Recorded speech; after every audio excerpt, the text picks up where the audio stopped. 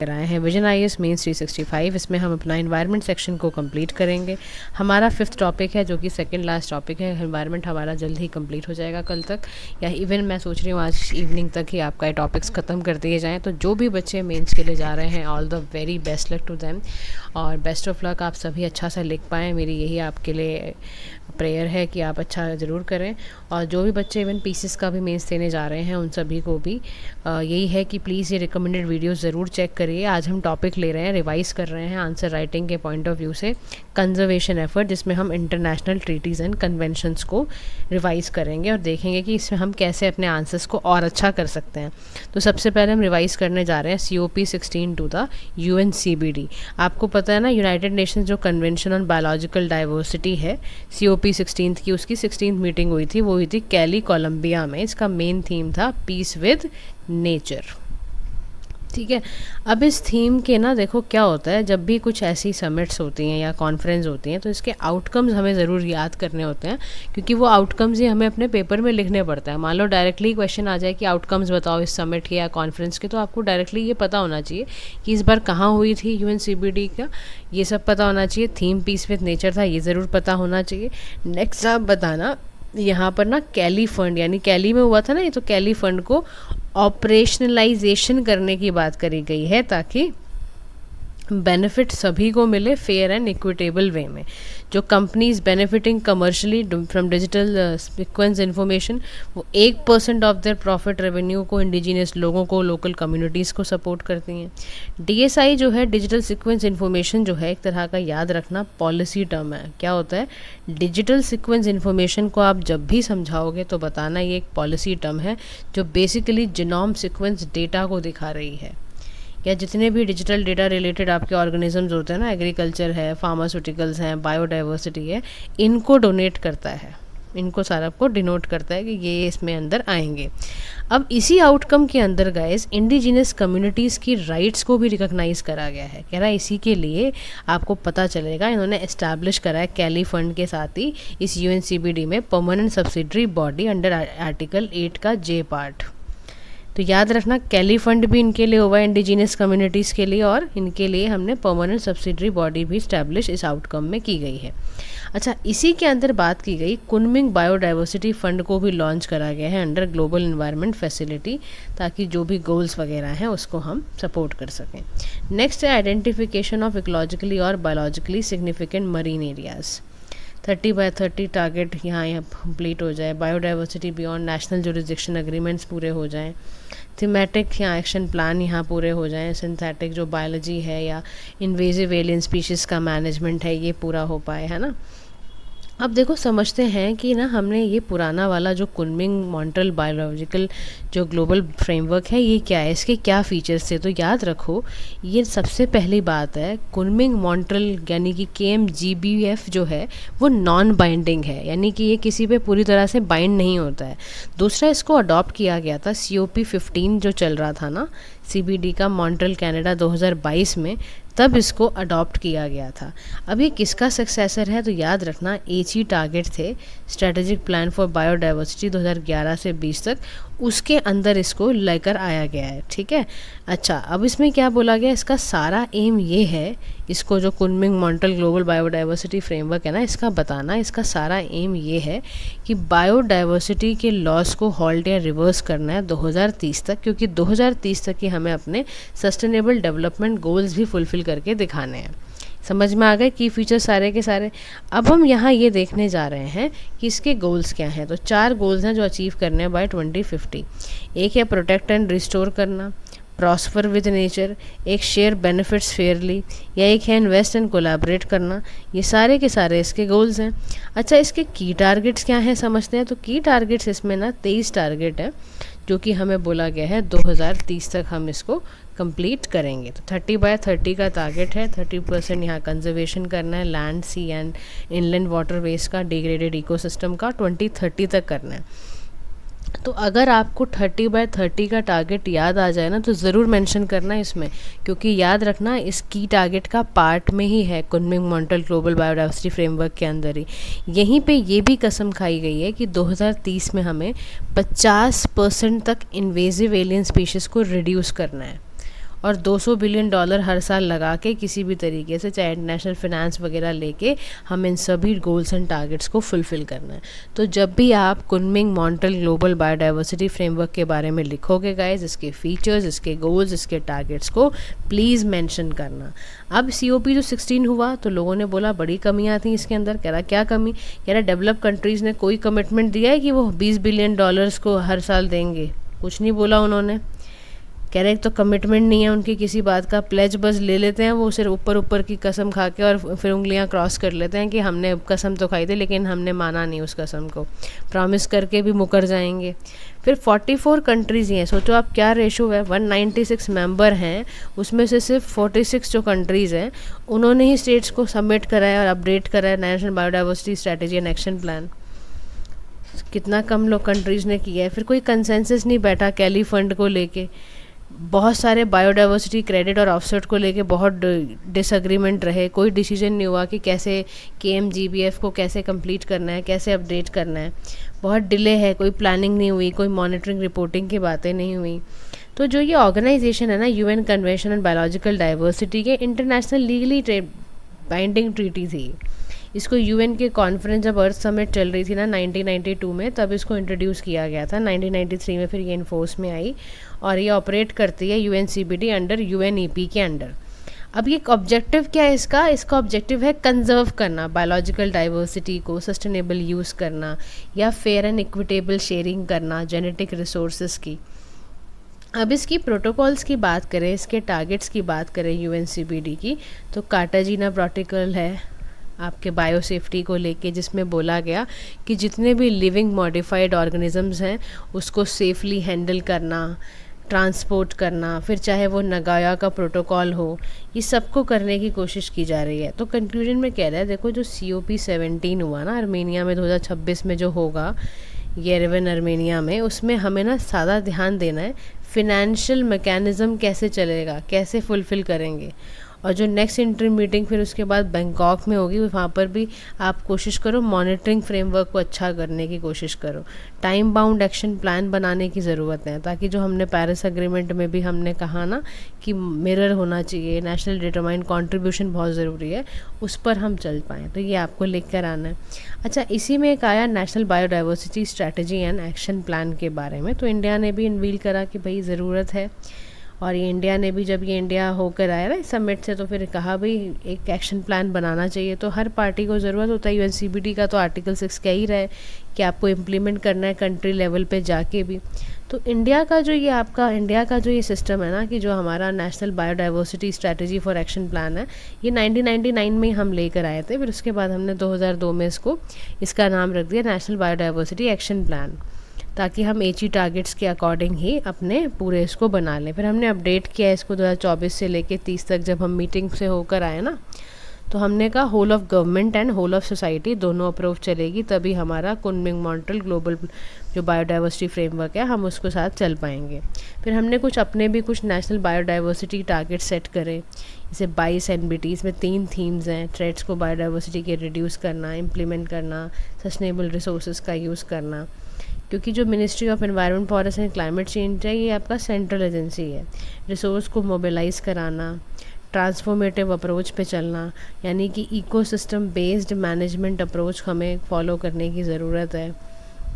इसी के साथ साथ ये एक आर्किटेक्चर है इम्प्लीमेंट करने का, चाहे नेशनल लेवल पर, स्टेट लेवल पर, लोकल लेवल पर, है ना, ताकि हम लोग इसको ठीक ढंग से, जो हमारे नेशनल बायोडाइवर्सिटी के प्लान्स हैं उसको ठीक ढंग से हम इम्प्लीमेंट कर पाएँ।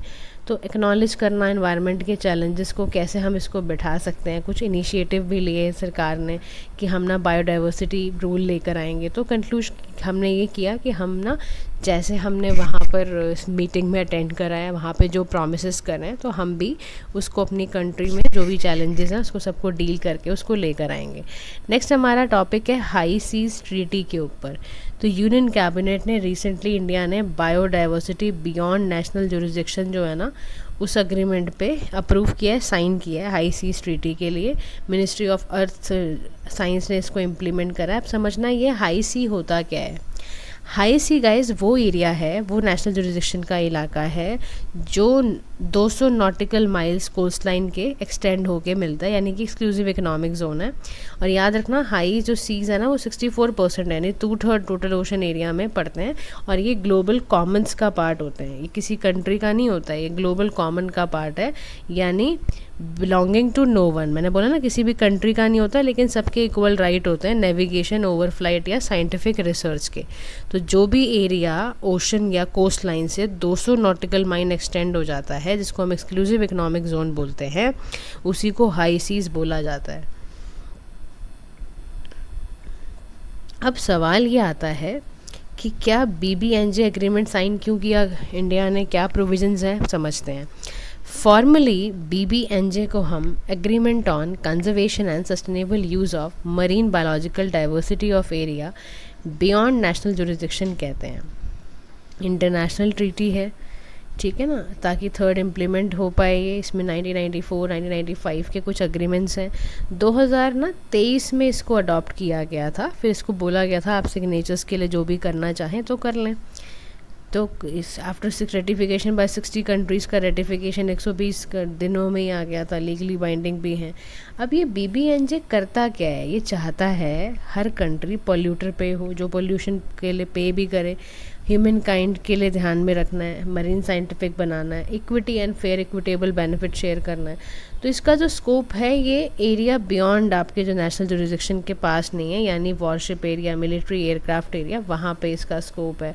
इसके लिए main decision making body conference of party है।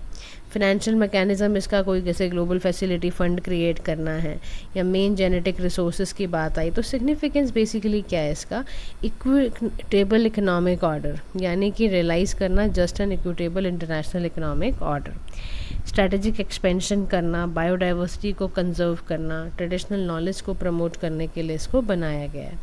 UN क्लॉज मतलब UN convention on laws of the sea, इसको 1982 में अडॉप्ट किया गया था और 1994 में इसको इन्फोर्स में लाया गया था। फीचर इसका क्या है, इंटरनेशनल लॉ जो डिफाइन करे राइट्स एंड ड्यूटीज़ को, है ना, इंटरनेशनल सी बेड अथॉरिटी जो माइनिंग और रिलेटेड एक्टिविटीज़ को रेगुलेट करे, टेरिटोरियल में भी ऐसा हम चेक कर पाएँ। तो एग्रीमेंट बेसिकली बहुत बड़ा रोल निभाएगा। जो रीसेंट हमारा एम्बिशन था ना 13-30 इनिशिएटिव का, ताकि हम 30% मरीन इकोसिस्टम को 2030 तक कंजर्व कर सकें, उसके लिए इसको बनाया गया है। नेक्स्ट टॉपिक है हमारा अंटार्कटिक ट्रीटी। ये न्यूज़ में क्यों था, तो ध्यान रखना ये 46th Antarctic treaty consultative meeting थी। 26 कमेटी ऑन एनवायरमेंटल प्रोटेक्शन भी था, और इसको होस्ट किसने किया था, अर्थ साइंस के द्वारा national centre for polar and ocean research द्वारा किया गया। अंटार्कटिक ट्रीटी वॉशिंगटन में साइन हुई थी सबसे पहली बात तो 1959 में बाय 12 कंट्रीज़, और इसको इन्फोर्स में लाया गया था 1961 में। मेंबर इसमें कितने हैं, 57 में से 29 कंसल्टेटिव मेंबर्स हैं जो डिसीजन मेकिंग में काम आते हैं। और याद रखो भारत भी कंसल्टेटिव पार्टी का पार्ट है 1983 से। तो जो भी 60 degree south latitude area south में है वो अंटार्कटिक ट्रीटी में एप्लीकेबल होता है। अंटार्कटिका को देखो पीसफुल बनाने के लिए, नेशनल साइंटिफिक कोऑपरेशन के लिए, न्यूक्लियर एक्सप्लोजन से बचाने के लिए, कोई रेडियो एक्टिव वेस्ट डिस्पोजल से बचाने के लिए ही इसके लिए ट्रीटी लाई गई है। इसीलिए इसके लिए प्रोटोकॉल्स वगैरह ये सारे लगाए गए हैं। अब अंटार्कटिक रीजन की बात करें तो देखो जी ये पार्ट है अंटार्कटिक रीजन का, यानी ये south of 60 degree south latitude पे पड़ता है, जिसमें पूरी बर्फ़ जमी हुई है, यानी 90% लैंड पर थिक बर्फ़, यानी बिल्कुल मोटी परत बर्फ़ की जमी हुई है। और यहीं पर आपको अंटार्कटिक का रॉस एरिया मिलेगा, यानी largest international marine protected area मिलेगा। अब इस इलाके की इतनी इंपॉर्टेंस क्यों है, क्यों इसके लिए इतने सारे एग्रीमेंट्स वगैरह हो रहे हैं, उसका रीज़न ये है कि ये ग्लोबल क्लाइमेट को रेगुलेट करता है। अंटार्कटिक का एरिया ये ग्लोबल हीटिंग को कम करता है, ये इम्पॉर्टेंट ओशन करंट्स को ड्राइव करता है। इससे CO2 के जो टन्स होते हैं बहुत सारे CO2 को ये पी जाता है, ड्रॉन डाउन करता है। अब इस इलाके को क्या थ्रेट है समझते हैं, थ्रेट्स क्या क्या आ रहे हैं इस रीजन को। तो सबसे बड़ा थ्रेट है इस रीजन में melting of floating ice shelf, यानी बहुत sudden and uncontrollable sea level का राइज़ है। एवरेज जो समर टेम्परेचर है वो 3 डिग्री सेल्सियस के इंक्रीज़ हो चुका है। बायोडाइवर्सिटी बुरे हाल में है, क्योंकि बहुत warmer and more acidic then southern Nations. Pollution, habitat disturbance की प्रॉब्लम है, यहाँ पे फिश स्टॉक का कोलैप्स होना, फूड वेब डिस्टेबलाइजेशन, इनका बहुत खतरा होने की वजह से ही इस इलाके के बारे में सोचा जा रहा है। इवन भारत ने भी बहुत सारे इनिशिएटिव लिए हैं, जैसे 1983 में ही ना हमने अंटार्कटिक में एक अपना रिसर्च स्टेशन बनाया था। कब बनाया था? 1983 में, जिसको हम दक्षिण गंगोत्री के नाम से जानते हैं।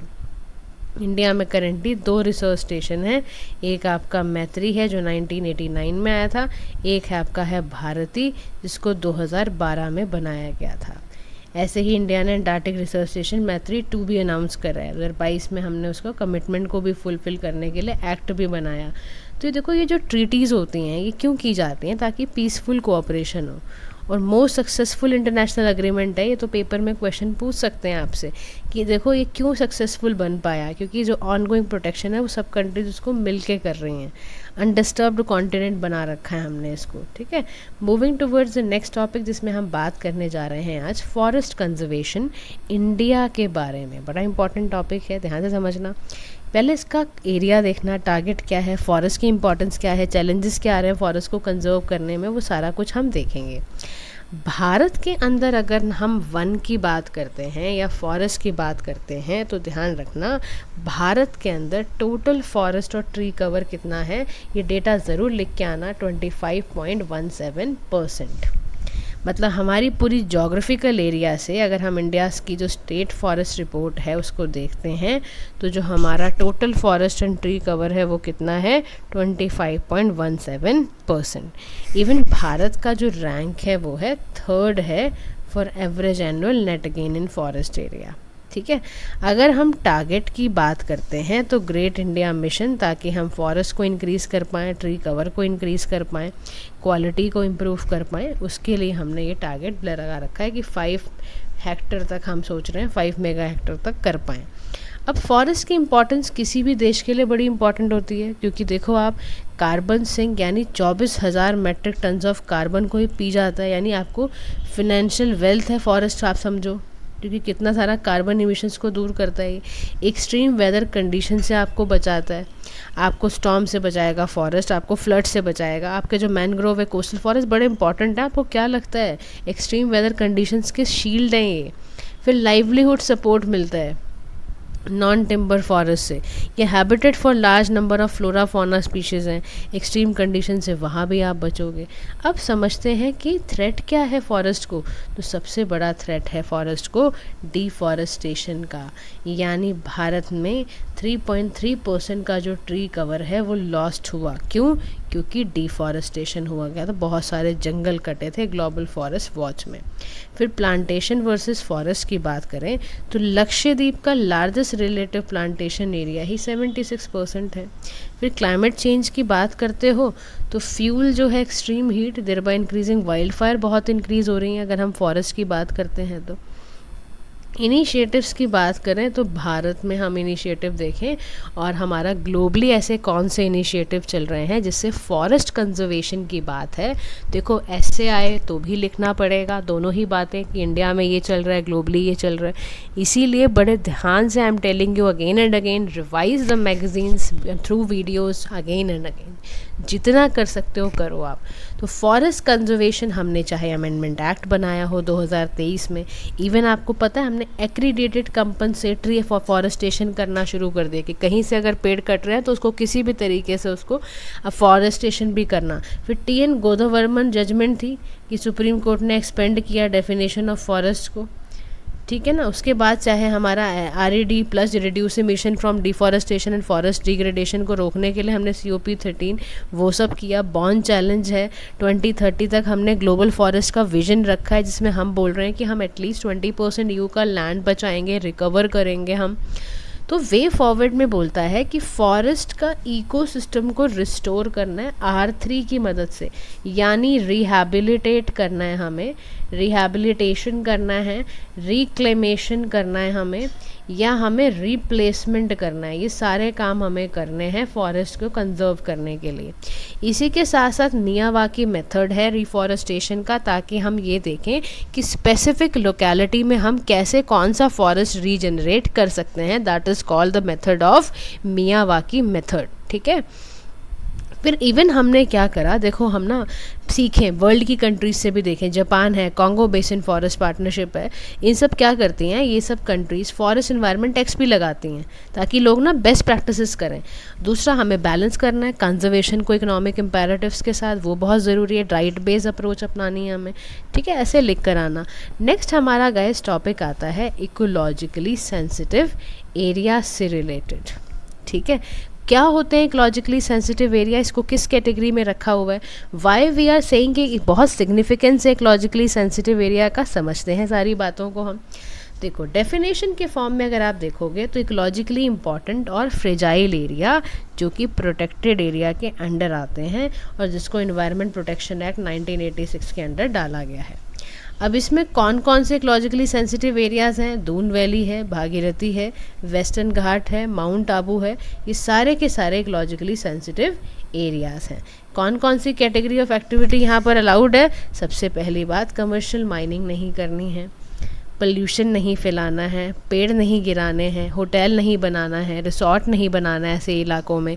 अब आप जो ये यूके में, उत्तराखंड में या हिमाचल में इतनी परेशानियाँ देख रहे हो ना, लैंडस्लाइड हो जा रहे हैं, इतनी फ्लड आ जा रही है ज़बरदस्त तरीके से, वो सारा कारण ही गाइस ये है कि हमने इकोलॉजिकली सेंसिटिव एरियाज़ में भी रिसोर्ट वगैरह, होटल्स वगैरह बना दिए हैं।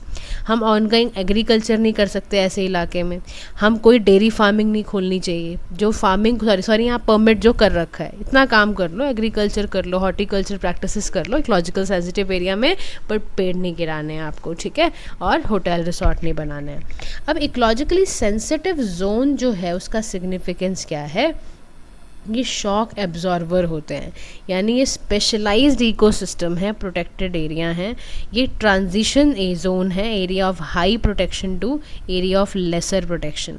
यहाँ साइट स्पेसिफिक कंजर्वेशन होती है रेगुलेशन को लेके, यहाँ प्रोहिबिशन नहीं है। चैलेंजेस की यहाँ बात करें तो ट्रेड ऑफ है between ecological objective and ease of doing business. Limited public consultation है यहाँ पे कोई इन्फॉर्मेशन स्टेक होल्डर्स के पास होती ही नहीं है। तो कह रहा है कि फंक्शनल इंटरफेस यानी लोकल जो सेल्फ गवर्नमेंट है, यानी कि जो पंचायत है या अर्बन लोकल बॉडी 3 टियर है, उनको फंक्शन करने की ज़रूरत है। अप्रोप्रिएट कम्युनिकेशन, म्यूचुअल कंसल्टेशन जो भी नेबरिंग स्टेट्स के साथ है। दूसरा, पैसा दो, डेडिकेटेड बजट चाहिए भाई इनके मैनेजमेंट के लिए, इतना आसान नहीं है इसको मैनेज करना। Now the next topic is ecological sensitive zone की बात आई तो वेस्टर्न घाट की बात ज़रूर आएगी, क्योंकि वेस्टर्न घाट बहुत ही फ्रेजाइल और बहुत ही इकोलॉजिकल सेंसिटिव जोन है। अब कर्नाटका की गवर्नमेंट ने कस्तूरी रंगन की जो कमेटी की रिपोर्ट आई थी उसको रिजेक्ट कर दिया था कि भाई बहुत फ्रेजाइल है वेस्टर्न घाट के रीजन, इन्वायरमेंटल डिग्रेडेशन का देखो ना यहाँ पे कितने सारे हॉटस्पॉट्स, कितना सारा कैचमेंट एरिया है। कस्तूरी रंगन कमेटी ने प्रपोज किया था कि जो 37% जो टोटल वेस्टर्न एरिया है वेस्टर्न घाट्स का, उसमें बोला कि 60,000 स्क्वायर किलोमीटर तो इकोलॉजिकली सेंसिटिव एरिया है। तो जून में कर्नाटका, महाराष्ट्र, गोवा, इन्होंने सेंटर को प्रपोज किया कि भाई हमें तो इसका एक्सटेंड रिड्यूस करके दो। तो मिनिस्ट्री ने बोला अभी ड्राफ्ट पूरा नोटिफिकेशन रहेगी, तो आपको पता नहीं है कि वेस्टर्न घाट इकोलॉजिकली सेंसिटिव जोन और रिच बायोडाइवर्सिटी में है। वेस्टर्न घाट बहुत इंपॉर्टेंट हैं, कहीं भी पेपर में क्वेश्चन आए तो प्लीज़ राइट अबाउट, डायग्राम बनाना, मैप बनाना, वेस्टर्न घाट को डोनेट करना, फिर बताना कि ये आप समझो ये हॉटेस्ट आपके हॉटस्पॉट हैं, ये बायोलॉजिकल डाइवर्सिटी के। 50% इंडिया के एम्फीबियन, 67% जो फिश स्पीशीज़ हैं वो एंडेमिक, वो इसी रीजन में रहती हैं। 245 मिलियन लोगों के पेनिसुलर एरियाज़ के पानी की नीड्स फुलफिल होती हैं। 63% जो इंडिया का वुडी एवरग्रीन डेक्सा या न्यूमरस मेडिसिनल प्लांट्स है वो यहाँ रहता है। यहाँ आपको आयरन मिलता है, मिनरल्स भी हैं, देखो मैंगनीज मिलता है, बॉक्साइट यहाँ मिलेगा आपको। लेकिन यहाँ पे ना थ्रेट भी उतने ही है। थ्रेट इतना है कि ह्यूमन बींग्स का इम्पैक्ट है, एंथ्रोपोजेनिक इम्पैक्ट जिसको कहते हो, शहरीकरण हो गया, टूरिज्म एक्टिविटी हो गई, एग्रीकल्चर एक्सपेंशन हो गया, फिर inducing climate change induce disaster या इम्प्लीमेंट करना। तो रिफॉर्म में कह रहे हैं कि ना वेस्टर्न घाट के लिए ना इकोलॉजिकल अथॉरिटी बनाने की ज़रूरत है, ग्रीन ग्रोथ करो, जनरेट करो अवेयरनेस एंड ऑल। तो कंक्लूजन में हम कह सकते हैं कि वेस्टर्न घाट एक इम्पॉर्टेंट वाइल्ड लाइफ कॉरिडोर है जो हाई इकोलॉजिकल सेंसिटिविटी है। तो इसमें लोकल कम्युनिटीज़ का होना ताकि वो इकोलॉजिकल बैलेंस कर पाएँ, इसके लिए बनाना ज़रूरी है। अब इसमें हम चलेंगे वाइल्ड लाइफ कंजर्वेशन भारत में कैसे हो रही है। अभी हमने फॉरेस्ट कंजर्वेशन देखा, हमने देखा कि इकोलॉजिकली सेंसिटिव जोन्स को कैसे, अब हम देखते हैं वाइल्ड लाइफ कंजर्वेशन इंडिया में कैसे होगी। तो देखो, वाइल्ड लाइफ कंजर्वेशन देने के लिए हमारे कुछ कॉन्स्टिट्यूशनल प्रोविजंस हैं, कुछ आप लीगल फ्रेमवर्क्स के बारे में लिख के आना।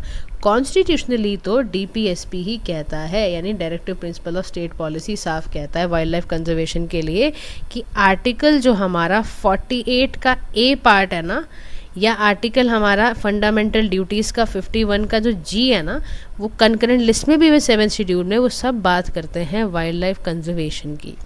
लेजिस्लेटिव रिफॉर्म देखें तो जो हमारा वाइल्ड लाइफ प्रोटेक्शन एक्ट 1972 है, वो वाइल्ड लाइफ को 4 शेड्यूल्स में कैटेगराइज करता है, पेनल्टी, वायलेशन सब दिखाता है। तो आप समझो इस लेजिस्लेटिव के एक्ट की वजह से ही नेशनल पार्क, सेंचुरीज आई, या आपके कंजर्वेशन रिजर्वेशंस आए, ये सब निकल कर तभी आया। अच्छा, अचीव कितना किया है, तो हमारे भारत के अंदर ही 5.32% जो है इंडिया का जोग्राफिकल एरिया में 100 नेशनल पार्क हैं। टाइगर की पॉपुलेशन हमारे देश में इंक्रीज़ हो गई, हमने टाइगर एस्टिमेट करा तो पॉपुलेशन हमारी बढ़ रही है, इनकी एलिफेंट की पॉपुलेशन भी बढ़ गई है। लेकिन चैलेंजेस क्या होता है वाइल्ड लाइफ कंजर्वेशन में कि इनका हैबिटेट हो जाता है loss. 10 million hectare forest destroy हो जाते हैं हर साल। जब फॉरेस्ट ही नहीं रहेगा तो वहीं तो रहते हैं ये वनों में। फिर वाइल्ड लाइफ क्राइम की दिक्कत, राइनोसॉर्स हैं, पेंगोलिन्स हैं, वो वर्स्ट अफेक्टेड हैं। बहुत सारी इन्फेक्टेड डिजीज़ फैल रही हैं। पॉपुलेशन डिक्लाइन हो गई है बाय 73%। तो अदर की इनिशिएटिव्स क्या हैं वाइल्ड लाइफ कंजर्वेशन के लिए, तो वो है स्पीशीज स्पेसिफिक कंजर्वेशन एफर्ट, या इंटरनेशनल बिग कैट अलायंस बनाना, या national wild life database centre तैयार करने। तो वे फॉरवर्ड में कह रहा है सबसे पहले रोल ऑफ NGOs को रिकॉग्नाइज किया जाए, सर्वेलेंस बढ़ाओ नेचर रिजर्व्स के, टूरिज्म को कम करो, लैंडस्केप अप्रोच बनाओ ताकि वाइबल टाइगर पॉपुलेशन ज़्यादा से ज़्यादा कंजर्व और प्रोटेक्ट हो सके। नेक्स्ट हमारा है national board for wild life है। प्राइम मिनिस्टर ने 7th national board for wild life बनाया है। 10 साल कंप्लीट हो गए हैं हमारे गिर नेशनल पार्क को, जो कहाँ पर है, गुजरात में है। National board for wild life, ध्यान रखना, एक स्टैट्यूटरी बॉडी है, एक एक्ट के तहत 2003 में बनाई गई थी। और किसके अंडर, जब हमारा वाइल्ड लाइफ प्रोटेक्शन एक्ट आया ना, तो उसके अंदर ही इसको डाला गया था। एडवाइजरी बॉडी है, ठीक है, और वाइल्ड लाइफ प्रोटेक्शन एक्ट के अंदर आती है। इसके मेंबर्स अगर हम देखें तो चेयरपर्सन इसमें प्राइम मिनिस्टर हैं, और इसके अलावा union minister in charge of ministry of environment forest हैं, NGOs वगैरह के हैं। अब फंक्शन बेसिकली इसके क्या होते हैं, कंजर्व करना, डेवलप करना वाइल्ड लाइफ या फॉरेस्ट को, पॉलिसीज़ फ्रेम करना, रिकमेंडेशंस देना। अब कंसर्न्स क्या हैं यहाँ पर, approval of projects in protected areas. Ken Betwa river linking project है, ये बहुत बड़ा चिंता का विषय बना। इंडेंजर्ड स्पीशीज़ को हो जाता है प्रॉब्लम, ठीक है ना। तो इसके बाद कह रहा है कि इसमें ना एक्सपर्टीज़ बहुत ज़रूरी है, क्योंकि क्वालिफाइड वाइल्ड लाइफ साइंटिस्ट हो ना, वो इसमें अच्छा काम कर सकता है। उसको प्रायर इन्फॉर्म्ड कंसेंट हो, लोगों से पूछो, वहाँ की कम्युनिटी से बात करो, तो आप इसको अच्छे से, क्योंकि NBW का रोल बहुत क्रिटिकल है, उसको लॉन्ग टर्म प्रोटेक्शन करनी है इंडिया की बायोडाइवर्सिटी को। तो he has to be very much regarding their always कि वो कंजर्वेशन करे वाइल्ड लाइफ और उनके हैबिटेट, वाइल्ड लाइफ और उनके हैबिटेट को, ठीक है। नेक्स्ट हम बात करेंगे एग्रीकल्चर एंड बायोडाइवर्सिटी कंजर्वेशन पर। रिसेंटली देखो IUCN ने ना एक फ्लैगशिप रिपोर्ट टाइटल करी एग्रीकल्चर एंड कंजर्वेशन पर, कि एग्रीकल्चर और कंजर्वेशन का अपने आप में एक रिलेशनशिप है। क्योंकि देखो इम्पैक्ट पड़ता है एग्रीकल्चर का बायोडाइवर्सिटी पे, बायोडाइवर्सिटी का असर एग्रीकल्चर पे। 17% जो हमारी स्पीशीज़ हैं जो IUCN की रेड लिस्ट में है, एग्रीकल्चर डॉक्यूमेंटेड, मतलब वहीं पे उनका हैबिटेट होता है। समझो एग्रीकल्चर जहाँ हो रहा होता है वो वहीं रहती हैं। नेगेटिव क्या है, 34% स्पीशीज़ वो हैं जो थ्रेटन करती हैं एग्रीकल्चर को। ऐसे ही बायोडाइवर्सिटी एग्रीकल्चर को कहाँ पॉजिटिव इम्पैक्ट डाल रहा है, प्रोडक्शन हो, रेगुलेशन हो, क्लाइमेट को रेगुलेट करने में। नेगेटिव ये है कि क्रॉप में पेस्ट वेस्ट लग जाते हैं, पैथोजेंस लग जाते हैं। तो कह रहा है कि हमें ना अलाइन करना है एग्रीकल्चर को कंजर्वेशन के साथ। चाहे हम सस्टेनेबल जब एग्रीकल्चर करेंगे, जिसमें हमारा ध्यान फूड सिक्योरिटी, क्लाइमेट चेंज को कॉम्बैट करने का होगा, तो हम उसमें अच्छे से कर पाएंगे। दूसरा, हमें ना इनोवेटिव प्रैक्टिस करनी है। ग्रीन मैन्योर जैसे हमारा देंचा तमिलनाडु में हो रहा है, तो सॉइल की फर्टिलिटी बढ़ रही है, वीड्स कम हो रहे हैं। सस्टेनेबल नाइट्रोजन मैनेजमेंट करना है, एक्वेटिक इकोसिस्टम पे ध्यान देना है। इंटरनेशनल जो ईयर मिलेट्स का है, ग्रीन सब्सिडीज़ वगैरह बनाने का है, मेंटेन करना है इकोसिस्टम सर्विसेज को, सस्टेनेबल फूड सिस्टम को। तो कंक्लूजन में कह रहा है कि हमें ना रीजनरेटिव प्रैक्टिसेस करने की ज़रूरत है। हमें एग्रीकल्चर में सर्कुलेटरी एग्रीकल्चर करना है, हमें डिजिटल एग्रीकल्चर को अडॉप्ट करना है, इनके सॉल्यूशंस को अडॉप्ट करना है, एग्री टेक्नोलॉजीज़ पे हमें अडॉप्ट करना है। हमें ध्यान रखना है हमारी सारी की सारी जो प्रैक्टिसेस है ना एग्रीकल्चर में, वो हमारी कैसी हों, बायोडाइवर्सिटी के साथ कंजर्वेशन वाली हों। ठीक है, moving towards human wild life conflict पे बात करने जा रहे हैं कि इंसान और वाइल्ड लाइफ का कैसे कॉन्फ्लिक्ट हो जाता है। देखो, जब भी ना इंसान और वाइल्ड लाइफ का इनकाउंटर होगा तो वो नेगेटिव रिजल्ट देगा ही देगा। प्रॉपर्टी का लॉस होगा, लाइवलीहुड का लॉस होगा, लाइफ का लॉस होगा। जैसे वुल्फ अटैक हुआ बहराइच में, उत्तर प्रदेश के अंदर 2024 में, कितने लोगों को खा गए। तो मैनेजमेंट के लिए यही है कि प्राइम रिस्पॉन्सिबिलिटी है किसी भी स्टेट गवर्नमेंट या यूटी गवर्नमेंट की कि इसको ठीक किया जाए। केरला ने तो इस बारी अपना बनाया ह्यूमन वाइल्ड लाइफ कॉन्फ्लिक्ट के लिए ना स्टेट स्पेसिफिक डिज़ास्टर बताया उन्होंने, केरला वालों ने। फिर की फैक्ट बोल रहा है कि आप ना ह्यूमन वाइल्ड लाइफ के कॉन्फ्लिक्ट्स के एग्जाम्पल ज़रूर लिख कर आओगे। जैसे बताना कि 1510 जो हैं वो एनिमल अटैक में मारे जाते हैं, 2022 में मारे गए। प्रेडेशन लाइफ स्टॉक इनका चला जाता है, क्रॉप्स को डैमेज करते हैं, रेजिडेंशियल एरिया में घुस जाते हैं। कॉज क्या होता है ह्यूमन वाइल्ड लाइफ कॉन्फ्लिक्ट का? कॉजेज़ होते हैं ecological changes, anthropological, wild life changes, seasonal change आया, जैसे मान लो एक्सट्रीम वेदर इवेंट है, आइस मेल्ट कर रही हैं, तो प्रोबेबिलिटी है कि ह्यूमन पोलर बियर इंट्रैक्शन हो जाएगा। एंथ्रोपोलॉजिकल का मतलब है कि लैंड यूज़ में मान लो चेंज आ रहा है, या एक्सपेंशन हो गया एग्रीकल्चर का, या हैबिटेट का फ्रेगमेंटेशन हो गया तो प्रॉब्लम आ गई। अब इसका इम्पैक्ट गाइस ये पड़ता है कि साइकोलॉजिकल इम्पैक्ट है भाई, फियर एंजाइटी हो जाती है ना उनको, तभी तो वो इतने अजीब से हो जाते हैं, खूंखार से हो जाते हैं जानवर, डिजीज़ फैला देते हैं निफा जैसी, क्रॉप को ख़राब करते हैं, लाइफ स्टॉक ख़राब होती है। तो लॉज बनाए गए हैं ताकि ह्यूमन वाइल्ड लाइफ कॉन्फ्लिक्ट को टैकल किया जा सके। उसके लिए फॉरेस्ट एंड वाइल्ड लाइफ दोनों ही सब्जेक्ट को कंकरेंट लिस्ट में डाला गया है, जिसमें स्टेट और सेंटर दोनों बना सकें rules. Wild life protection act में भी इनको डाला गया है। स्टैंडर्ड ऑपरेटिंग प्रोसीजर इशू किया जाता है ताकि मैनेज किया जा सके। नेशनल एक्शन प्लान्स बनाए जाते हैं। तो वे फॉरवर्ड में कह रहे हैं national wild life action plan तो बनाना ही बनाना है, साथ में टेक्नोलॉजी का यूज़ करना है, डेटाबेस तैयार करना है, इंडिजिनस ट्रेडिशनल नॉलेज का इस्तेमाल करना है ताकि ये हमारा दूर हो पाए समस्या। नेक्स्ट टॉपिक हमारा है related to coral bleaching. Coral bleaching कहाँ कहाँ होती है, सामने देख रहा है कोरल्स है कहाँ कहाँ, जहाँ कोरल्स है वहाँ ब्लीचिंग भी हो सकती है। अब कोरल देखना, एक बात समझना, ये ना इनवर्टिब्रेट है जो रीफ बनाती हैं, कॉलोनीज ऑफ पॉलिप्स बनाती हैं, लाइमस्टोन स्केलेटन से सिक्रेट करते हैं, सिम्बायोटिक एल्गी न्यूट्रिशन के उसको खाती हैं। ये रहती कहाँ पर है? सनलिट वाटर में रहते हैं। 30 डिग्री नॉर्थ से लेके 30 डिग्री साउथ लैटिट्यूड, टेम्परेचर इनको 16 से 32 डिग्री चाहिए होता है, और 50 मीटर की डेप्थ पे ये रहती हैं, शैलो वाटर में या सनलिट वाटर में। अच्छा, वर्ल्ड में 1/3 जो वर्ल्ड का जो कोरल रीफ है वो आपको ऑस्ट्रेलिया, इंडोनेशिया और फिलीपींस में देखने को मिलेगा, यानी ज़्यादातर आपको साउथ ईस्ट एशिया की तरफ मिल रहा है। कोरल ट्रायंगल जो है वो आपका वेस्टर्न पैसिफिक ओशन में है, जहाँ पे Indonesia, Malaysia, Philippines, Papua New Guinea, Timor Leste, इनमें कोरल ट्रायंगल मिलता है। अब कोरल रीफ का ना फ़ायदा क्या होता है? देखो, सबसे बड़ी बात, ये बायोडाइवर्सिटी हॉटस्पॉट है। जितनी भी मरीन स्पीशीज़ में से 25% आपको कोरल पॉपुलेशन मिलेगी।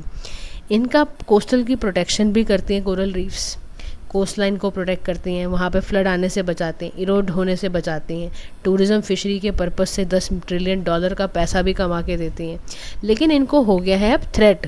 क्यों? क्योंकि उनको फेस करनी पड़ रही है कोरल ब्लीचिंग।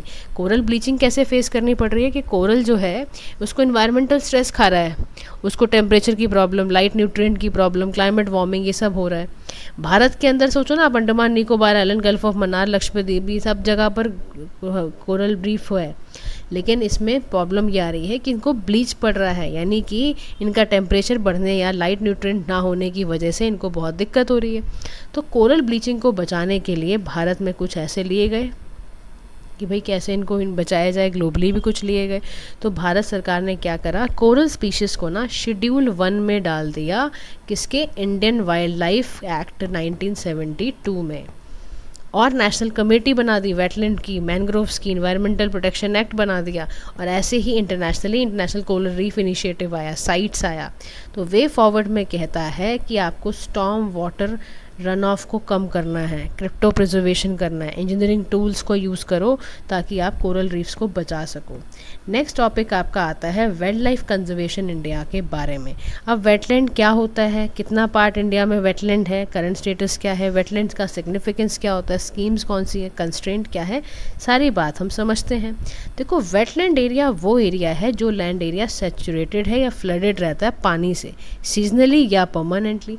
आप समझो जैसे तालाब है ना, वो वेटलैंड है, मार्श एरिया है, कोई पॉन्ड है जिसकी जो डेथ है लो टाइड जहाँ पर आती है और वो 6 मीटर से ज़्यादा जाती ही नहीं है। ये 6% अर्थ के सरफेस में है, 40% ग्लोबल बायोडाइवर्सिटी को संभालते हैं ये। भारत में इसका देखा जाए तो 7 लाख वेटलैंड हैं जो 4.86 टोटल जोग्राफिकल एरिया का पार्ट हैं। भारत में 5 वेटलैंड थे, 2 तो ख़त्म ही हो गए लास्ट 3 डिकेड्स में।